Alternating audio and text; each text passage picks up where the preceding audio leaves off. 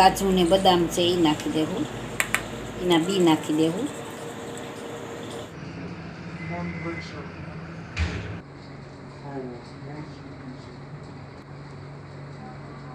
Hello મિત્ર, જય માતાજી. હું દિયાબેન પરમાર અમરેલીથી. મારી ચેનલનું નામ દિયાબેન ડીનું રસોડું. તો આજે આપણે ઠંડી રોટલીનું સુરમું બનાવશું. તો ઠંડી રોટલીનું સુરમું બનાવવા માટે આપણે આ ઠંડી રોટલી 3 લીધી છે, જે આ રીતની આવે એ 3 રોટલી લીધી છે.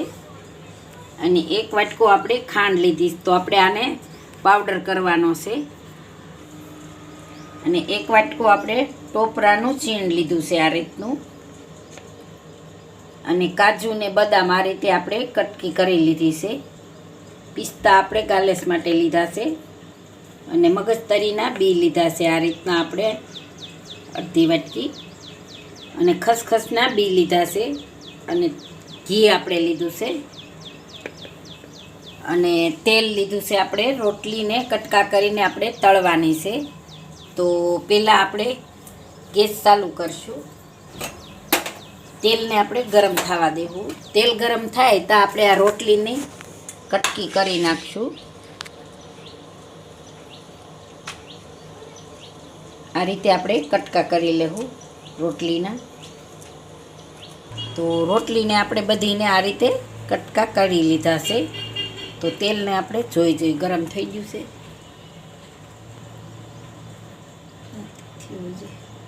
તો હજી ઘડીક ગરમ થવા દેવું તેલને.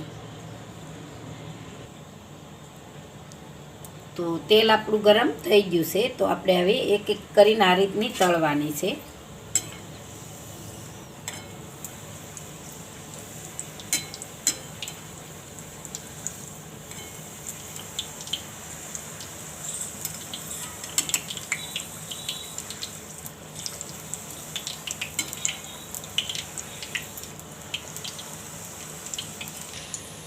જો આ રીતની આપણે તળવાની છે. બહુ કડક નહીં ને બહુ માપે તળવાની છે. બહુ કડક નહીં કરવાની, તો એ કડક થઈ જાય એમ.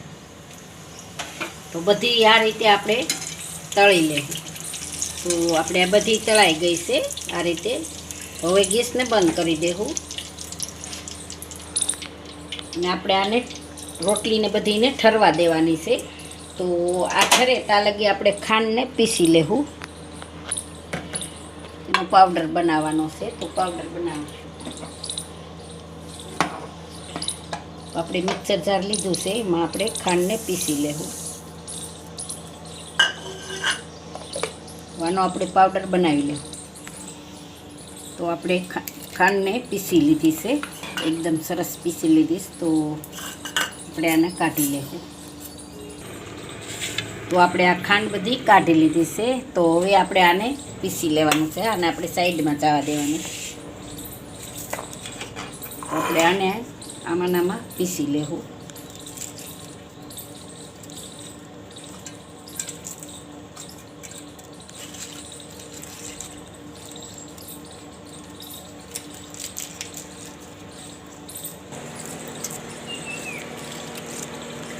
તો આ રીતે આપણે નાના નાના કટકા કરીને આપણે આમાં મિક્સરમાં કાઢવાના છે.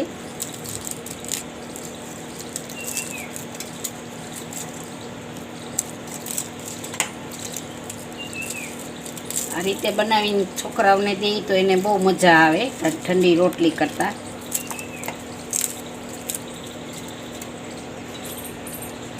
હવે આપણે આને મિક્સરમાં કાઢી લઈએ.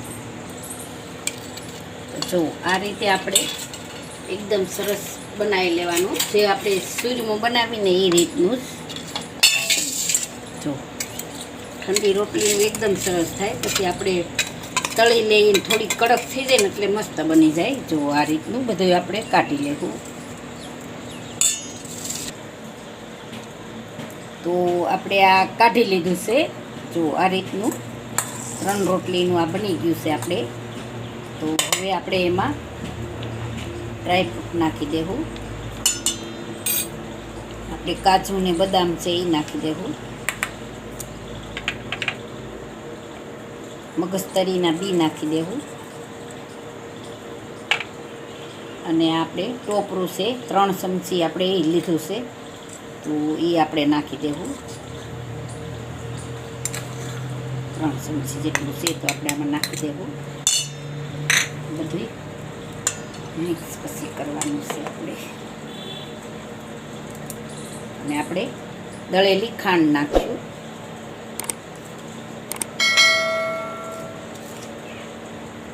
તો મીઠું જે પ્રમાણે ખાતા હોય એ પ્રમાણે આપણે નાખવાનું. તો હું 4 ચમચી નાખું છું. હવે બધું મિક્સ કરી લેવું.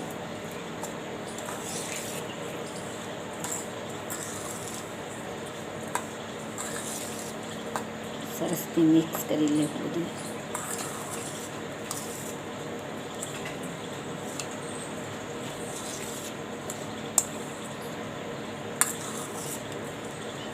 તો આ બધું મિક્સ થઈ ગયું છે આપણે. તો હવે આપણે ઘીને ગરમ કરી લેવું.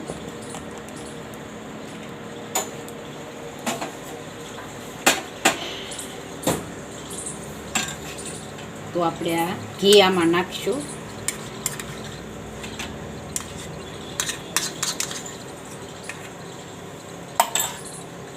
અને ગેસ ચાલુ કરશું આપણે.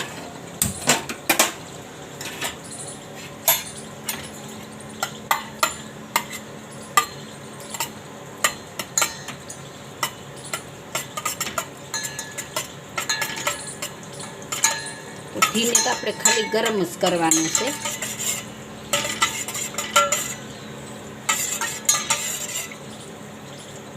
તો ઘી આપણું ગરમ થઈ ગયું તો ગેસને બંધ કરી દેવું. ઘી આપણે આમાં નાખી દેવું.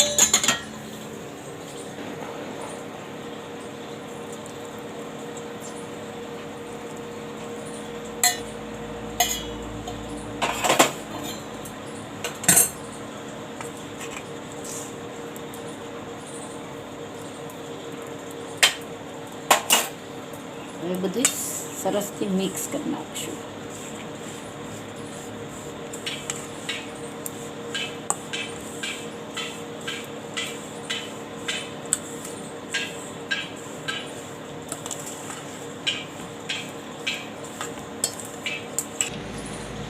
બધું મિક્સ થઈ ગયું છે આપણે.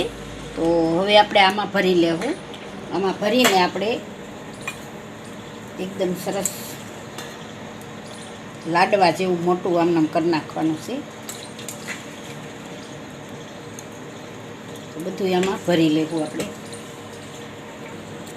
તો હવે આપણે આને સેજ સેજ દબાવી દેવું આ રીતે.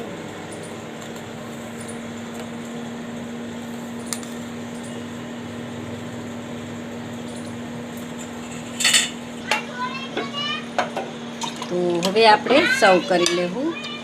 અને આ રીતે આપણે આને કાઢી લેવું. આ રીતે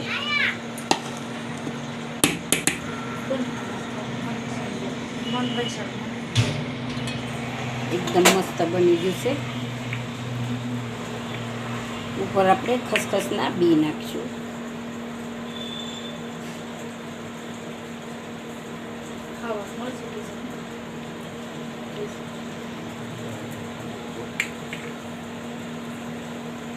અને પિસ્તા રાખી દેવું.